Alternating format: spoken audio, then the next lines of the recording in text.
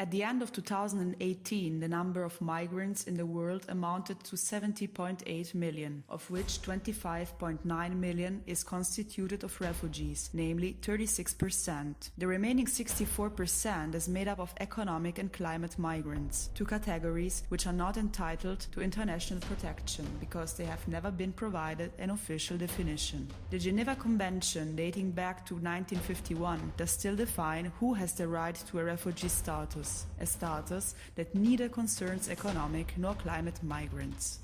The UNHCR predicts that by 2050 there will be 143 million people forced to move within their own country for climate change related reasons. Of these 143 million, 86 million are located in sub-Saharan Africa. According to data updated to March 3, 2019, 22% of all people who land in Italy come from Bangladesh, where severe floods undermine the population's subsistence. Is it true that they all come to Europe? No, because 80% of all migrants migrate to neighboring countries. The countries that have hosted the highest number of refugees are Turkey with 3.5 million and Lebanon with 998,900 people. Unfortunately, neighboring countries do not offer long-term prospects, especially because access to the labor market is limited. This is why 20% decided to change continent, and this 20% is made up of 2 million people at the end of 2018. This figure represents 0.2% of the entire European population. This is the figure that has sent Europe into a tailspin, and this because Europe was not prepared. It was not ready to welcome the mass migration from Africa and the Middle East that began to take hold after the Arab Spring in 2011, where uprisings with the aim of democratizing countries that up to then were led by dictators brought down the regimes. The attempt to democratize countries that differed too much from the Western ones has not been successful, and some countries do still struggle getting back on their feet. An example are Libya and Syria. One of many flops of Western countries, which have not given a good example in the past, so to be morally responsible to remedy now. After World War I, the Middle East got divided by the Sykes-Picot line, forcing incompatible religious currents to coexistence, causing a damage that is still felt today. Britain made promises that it could not maintain, like a state of Israel and a much-coveted Kurdistan to the Kurds. Israel was created, and we all know the consequences, whereas a Kurdistan not. This explains the current conflict between Turkey and the Kurds, because Turkey is not willing to give up part of its land to create a Kurdistan. It is likely that the rise of extremist groups is related to the failure of colonial powers. Groups like the IS take hold when instability reigns, gaining support among the poorest and the most disadvantaged. During the conflict in Libya, the IS took control of several regions there, getting in touch with parts of the migration route, increasing the likelihood of extremist exponents to mingle the crowds of migrants. Fear of the unknown leads us to close the doors. When we talk about helping them at their home, we refer to African countries. This continent, which could be the richest in the world, is underdeveloped for geopolitical reasons and for its colonial past, which nowadays turned into the neo-colonialism of banks and multinationals, doing business with the elites who enjoy economic benefits at the expense of the state itself and the population.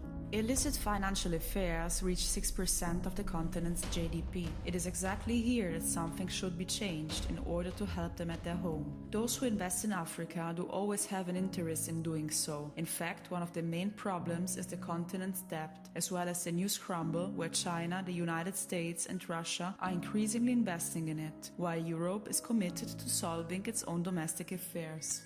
Today, after almost 5 years, European states seem to start collaborating because during the October 2019 Migration Summit, Italy, France, Germany and Malta decided to lead the way by going beyond the Dublin regulation, according to which asylum should be solely demanded in countries of first access. The Dublin regulation and the Geneva Convention were not suitable for managing such an emergency situation, and since 2016, disagreements and conflicts within the Union widened its gaps. In 2016, the EU proposed an action plan to provide general guidelines, but integration occurred too slowly, and only a few countries understood that a quick access to the labor market could be the key. Nothing but history that repeats itself, because as soon as the government of the ancient Roman Empire stopped managing integration, the chaos that led to its decline broke out. The main traffic routes are those from Niger to Libya and from Sudan to Libya. The route from Turkey to Greece took hold in 2015 and is the less expensive one, because only the crossing of the Aegean is paid. The Balkan route foresees the crossing of Hungary, which erected walls in 2014. Those who wanted to pass did it anyway, shifting to Croatia and Slovenia. It is not easy to eradicate such a lucrative business, where a smuggler earns about 300,000 euros a year, a sum that state authorities, police and coast guards benefit from. And this in a country like Libya, where an average family earns about 600 euros a year.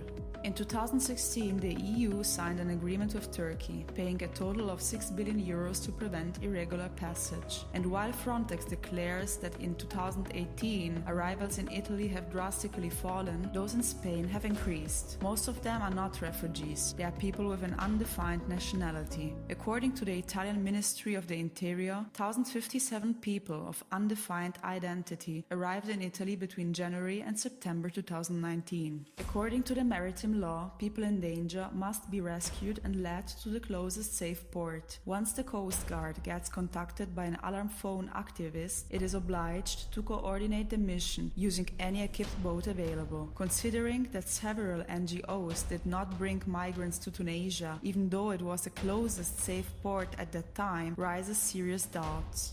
The fact that NGOs are funded by George Soros through the Open Society could be a clue. Researchers show that it is the same society that has financed the infamous booklet Welcome to Europe, translated into different languages and disseminated in various countries of departure. Smugglers and cooperatives belong to those organizations that benefit from the false image of Europe, whereas host countries and migrants themselves are charged with all consequences. Soros belongs to the well-known Bilderberg Group, and if disclosed documents prove his involvement in several coups and revolutions of the last 25 years, such as the Arab Spring, then it cannot be excluded that mass migration is also piloted. Even global conflicts could be piloted in order not to interrupt the arms trade. And since armed conflicts between superpowers would have catastrophic outcomes, why not unleash them elsewhere, for example in Africa or in Syria? Once the American armies withdrew, Turkey did not hesitate to attack the Kurds. Could Erdogan be disappointed by the lack of EU membership and the failure to grant a visa for Europe to all Turkish citizens? For time immemorial, uncomfortable people are sooner or later destined to fall. This is what happened to many dictators. Turkey remains standing because it is still convenient to world forces and because it is too close to the West to start a war. This is what happened in Italy because Matteo Salvini's nationalism was inconvenient. It did not favor a world order. Europe is democratic, George Soros as well, and while the Italian government sees an alliance between the PD and the Five Star Movement, there is suddenly an agreement on migrants' redistribution quotas. Ironically, PD members are part of the Bilderberg Group. Ironically, Beppe Grillo got supported by Casaleggio Association, which in turn reports to Bilderberg. Are these all coincidences?